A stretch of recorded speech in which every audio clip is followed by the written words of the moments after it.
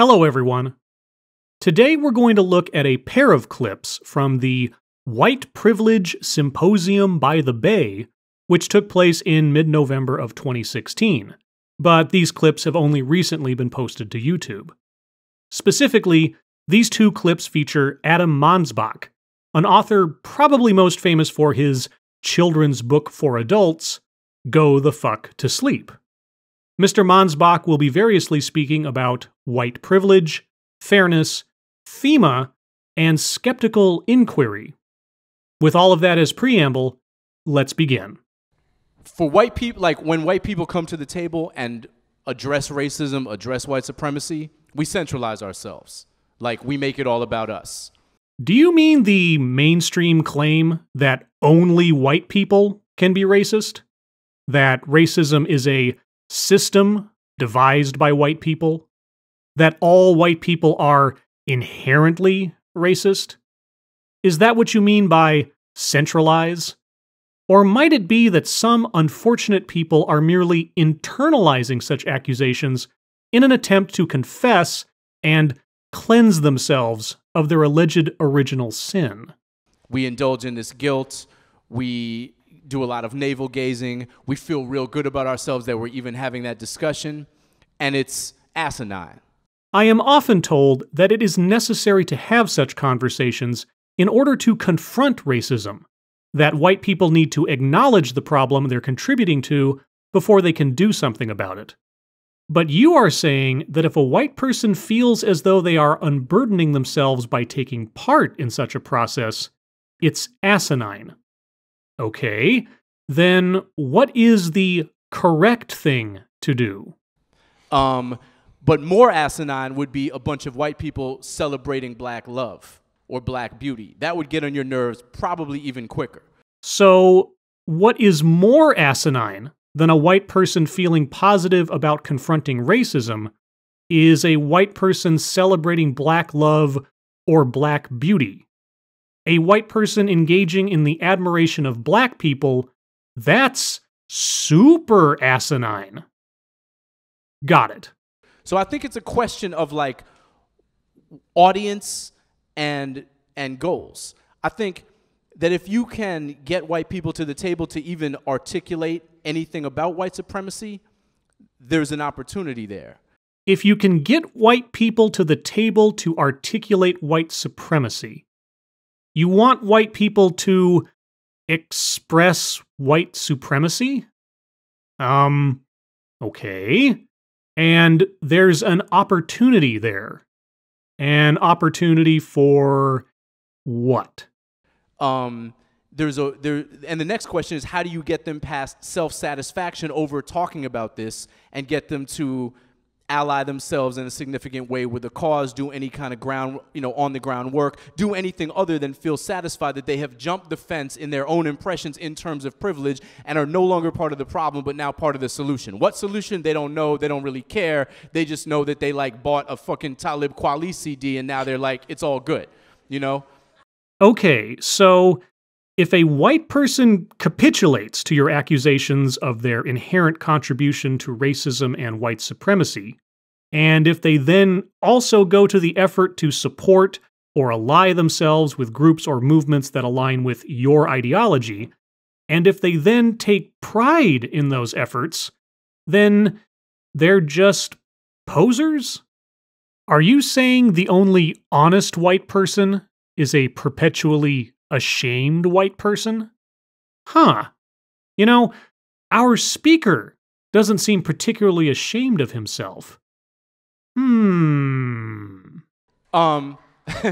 So I think the question is, when you get white people willing to even say those words, what's the next step? I think as depressing as it sounds, I think there's no way to get white people to do this work without being incredibly self-centered about it. There's no way to get white people to do this work without being self-centered about it. Do you mean you have to centralize it? Because I have it on good authority that that is asinine. You know, without without first feeling like really proud of themselves for being there. The same reason that like white folks move to like some part of Oakland or some part of Brooklyn or some part of St. Louis or some part of wherever the fuck and feel really good that they're in a diverse community. Right. White people feeling good about themselves is bad. White people should feel nothing but shame. Got it. And paradoxically, the white people who most need to be hit over the head with like reams and reams and reams of statistics about inequality, about the pervasiveness of structural inequality in this country are not the people moving to those communities, and they're not the people invested in any conception of whiteness as a culture, whiteness as anything. They want to semantically divorce themselves from that as quickly as possible and immerse themselves in something else that looks as different from it as they possibly can. Okay, what? The white people moving into diverse communities, which they should never feel good about doing, of course, are not the people that need to be hit over the head with statistics on inequality. And they're also not the people invested in any sense of whiteness as a culture, because they want to semantically divorce themselves from that as quickly as possible and immerse themselves in something different.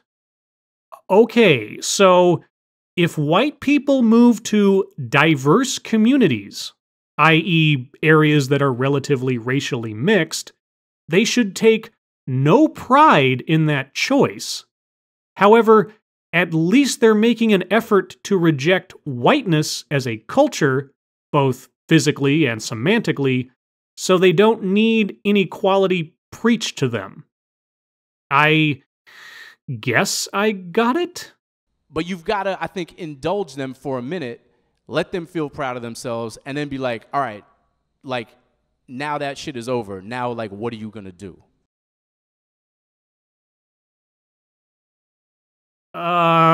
So, if white people relocate themselves, actively work to divorce themselves from the indelible stain of their skin color, and are not subject to being reminded about inequality with statistics, they may be allowed a brief time of self-esteem on the matter before breaking that down by confronting them about what more they're going to do. Our speaker seems to be painting an unwinnable picture, that no matter what a white person does to renounce their skin color, it will never be enough. Let's move on to the second segment. One concept that I think about a lot, possibly because I have a 7-year-old daughter in my house, is the idea of fairness, right? Anybody got kids in here? So y'all are familiar with like the term, that's not fair, it's not fair. That's a very powerful statement. Like the notion of fairness is something that children glom onto at a certain age and obsess over. A child's interpretation of fairness is a profound one. Okay, proceed. And it's very much self-directed. It's very much inward-looking. It's about, are things fair to me, right? Did my sister get more ice cream than me? If she did, that's not fair. I demand reparations, right? Right? Yes. It does sound like a childish sort of logic, doesn't it? But, you know, embedded in that idea of fairness is the beginning of social consciousness. If you can, in a child or really any person, take that self-centered desire for fairness and turn it around so that it faces the world and convey the idea that things should not just be fair to you, but also to other people, that's the beginning of changing somebody's mind, changing somebody's heart on a visceral level. I should say mind instead of heart to go with what Kamau just said. And that sounds very basic, and maybe it is. Yes, it is very basic. It's the process of learning empathy. And that, in and of itself, is not a bad or unhealthy thing. Unless you take it to an extreme, unless you interpret your perspective on fairness as a moral authority with which to try and shame or control other people. But it's an impulse that kids develop all on their own that 9 times out of 10 gets lost by the time they reach adulthood or voting age. that idea of fairness to other people. A sense of fairness is lost when one turns 18. Got it. So you see this divide all the time. Like, I've been in front of audiences frequently, and I like to stay strapped with a lot of statistics, factual, empirical evidence to support my claims. And that is a very good policy to have. No sarcasm at all. Now, will you provide us such evidence that would say that most people lose their sense of fairness when they reach voting age? So I could do that all day, but if I say, for example, there was a post-Katrina study that looked at the way that a FEMA emergency hotline responded. I'm sure some of you are familiar with this. Responded to people's requests for emergency housing. Would you care to cite this particular study at all? No? Okay. And the reason I like to quote this study is because there's a lot of confusion in this country, particularly on the part of young white kids who are caught up in this idea of fairness, which is why they don't like affirmative action, because it seems unfair to them based on a very surface understanding of fairness. Young white kids are confused about FEMA emergency hotlines. Young white kids don't like affirmative action because it seems unfair. Young white kids only have a surface understanding of fairness. Got it. There's a lot of lack of understanding about the playing field. Is it level? Is racism a thing of the past or of the present? How should I feel about it? Is racism a thing of the past? Well, I don't know. Why don't you tell us more about how white people think and the legitimacy of white people's feelings about themselves? The reason this study is interesting is because the playing field has just been leveled. Like, New Orleans has literally just been leveled. Motherfuckers are homeless. A natural disaster leveled the playing field, and people are homeless. You almost sound as though you think this was a positive occurrence. And at this moment of structural equality. Structural equality. A hurricane leveling a city has created structural equality. I'm not sure whether that's meant as a pun or not, but that sounds awfully callous either way. What the hotline does is reify structural racism, because if you're perceived as being white, it's not even relevant whether you actually are. It's based on your voice. You're 73% more likely to be given emergency housing if the perception is that you are a white caller, if they check that box. I have tried to find this study he is referencing, but I cannot find it.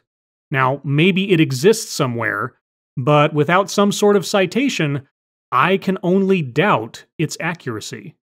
When I cite that study in front of a group of young, high school or college students, hands go up immediately. White kids want to challenge that study. They don't want to challenge anything else I've said. They take it at face value. But when I quote that study, they want to know how it was conducted. They want to they want to know the sample size and shit. Right? Right? Well, yes. And so do I. So would any thinking person who hears a claim like that, which sounds almost incredible. Such a reasonable set of questions is a cause for mockery, is it? Because it's incomprehensible to them. It implicates them. It makes them feel bad about themselves. It smacks the fairness right in the face. And they don't know what to do with it. And they're caught up in a really complicated pathology of wanting things to be fair, of wanting to believe things are fair. Or maybe they were dubious of a study claiming to have determined what FEMA hotline operators were thinking. Maybe they wanted to know what methodology was used to show that hearing a voice on the phone reflexively led FEMA operators to provide emergency housing to white people 73% of the time. Asking questions of an authority figure. It is a crazy notion, isn't it? Of cultural capital and actual capital having diverged widely in this country, because cultural capital is coded as blackness more and more.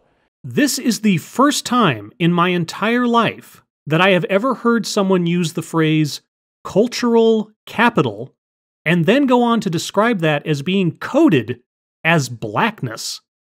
The first time I am hearing about this is from you. So, please tell me, who is it that is declaring such things and classifying such things? They feel locked out of a lifestyle that they want to attain. They don't feel like they can be as cool as the people they see on TV. The most conspicuous consumption they see in their lives is being done by black people.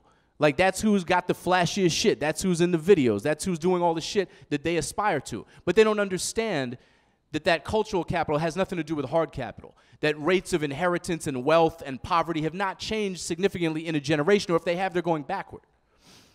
So you're saying that someone seeing a black rapper with gold chains means that they think that all black people are rich enough to wear gold chains. Got it. So they want to feel like the playing field is level. They want to object to everything that suggests that it isn't, and they're confused as fuck, and they don't know what to do about it. You arrive at this conclusion because students challenged you on the details of a study you quoted as proof of governmental, if not societal, racism during a natural disaster. Someone being skeptical of your claims means that that person is confused and living in denial of reality. Got it. And so they want to challenge any study, any evidence, any empirical shit that suggests something that they don't like. They're like scientists who want to kind of like, cook the books when they do the experiment. Challenging a claim of empirical evidence equates to scientists cooking the books.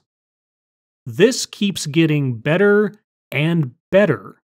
They want the experiment to happen, but they want it to confirm their beliefs. And they're really, really confused. So when you mock and denigrate those who would challenge claims that enforce your beliefs, that's not a reflection of your own insecurities about what you profess to be true. Got it. But they're also young enough that they still believe in fairness. And that's the kids that I think it's actually most important to reach, because they haven't completely curdled yet. They're not going out and supporting Donald Trump yet. They're still open to this idea. They have more sort of sympathetic, symbolic empathy and understanding, so they think, for people who live differently than them of any generation ever. But it's going to be ultimately insignificant unless some kind of real intervention is made, unless some kind of actual connection to replace the sort of heavily mediated, surface level, social media, actual media, like level of their empathy and their understanding, because that's ultimately all meaningless. Ultimately all meaningless. I think that accurately describes the word salad and babble you have just provided us there. But the window is real small, and it shrinks for these kids every day, and the older they get, the less possible it's going to be, and that concept of fairness is going to pop really soon for them. So you got to get to them like at a certain time. So these kids that still believe in fairness, who would dare to question claims put before them without evidence, these are the kids that you need to reach so that they can, what? Be convinced not to doubt? Be taught that skepticism is an outgrowth of white privilege, which is thus something to be ashamed of? What I am hearing from our speaker is that white people should see pride as a sin, to see doubt as a sin, to see themselves as inherently wretched creatures who can forever apologize, but never truly atone for the color of their skin. Yeah, that sounds fair. As always, thank you for watching.